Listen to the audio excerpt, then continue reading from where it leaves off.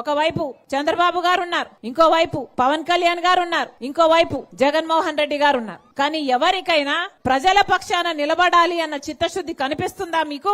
11 సంవత్సరాలైంది మన రాష్ట్రానికి ప్రత్యేక హోదా ఇస్తామని చెప్పి 11 సంవత్సరాలైంది. ఇంతవరకు ఇంతమంది ముఖ్యమంత్రులు మారారు. జగన్మోహన్ రెడ్డి గారు ముఖ్యమంత్రిగా ఉన్నారు, అంతకుముందు చంద్రబాబు గారు ఉన్నారు, మళ్ళీ ఇప్పుడు చంద్రబాబు గారు ఉన్నారు.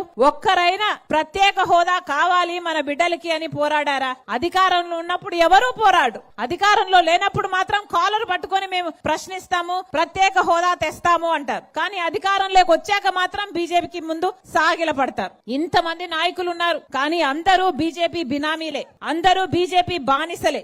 ఇంతమంది ఉన్నారు, ఒక్కరైనా మన రాష్ట్రానికి రాజధాని రావాలి అని ఎవరైనా కృషించారా? చంద్రబాబు గారు ఉన్నారు, జగన్మోహన్ రెడ్డి గారు ఉన్నారు, కానీ మనకు మాత్రం రాజధాని లేదు. పక్కన చెన్నై ఉంది, పక్కన ముంబై ఉంది, అందరికీ అన్ని ఉన్నాయి, మనకు మాత్రం చేతిలో చిప్పు ఉంది. మనకెందుకు లేదు రాజధాని? మన బిడ్డలు ఎక్కడికి వెళ్లాలి ఉద్యోగాల కోసం? ఇప్పటికీ కూడా బీజేపీ పార్టీ రాజధాని కోసము నిధులు ఇవ్వటం లేదు, వాళ్ళు ఇస్తున్నది అప్పులు.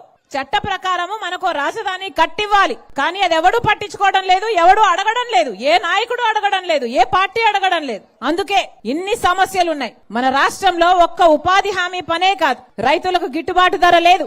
ఆంధ్ర రాష్ట్రంలో సగటున ప్రతి రైతుకి 2.5 లక్షల అప్పు ఉందట.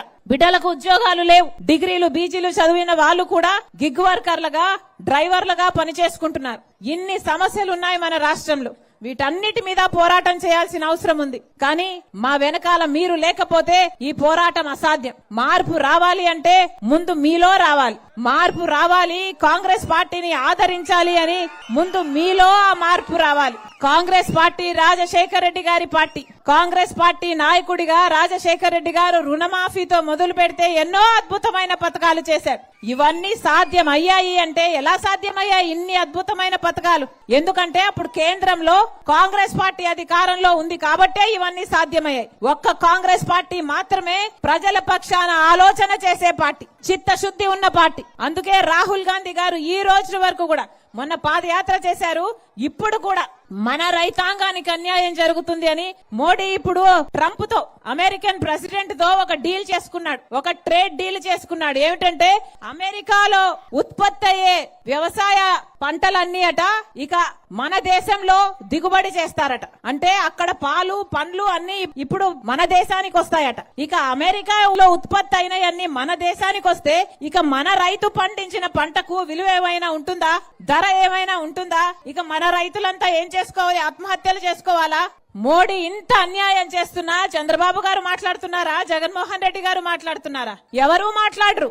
ఎందుకంటే ఎవరికైనా వాళ్ళ స్వార్థ రాజకీయాలే కావాలి. ఎందుకంటే అందరూ బాబు, జగన్, పవన్ అందరూ బీజేపీకి బినామీలే, అందరూ బీజేపీకి బానిసలే. అందుకే చెప్తున్నాం, కాంగ్రెస్ పార్టీ ఒక్కటే ప్రజల పక్షాన నిలబడింది. మేము ఇప్పుడే కాదు, ప్రతి విషయంలోనూ ప్రజల పక్షాన నిలబడతాం, ప్రజల పక్షాన కొట్లాడతాం. కానీ మీరు కూడా కాంగ్రెస్ పార్టీని ఆదరించాలి.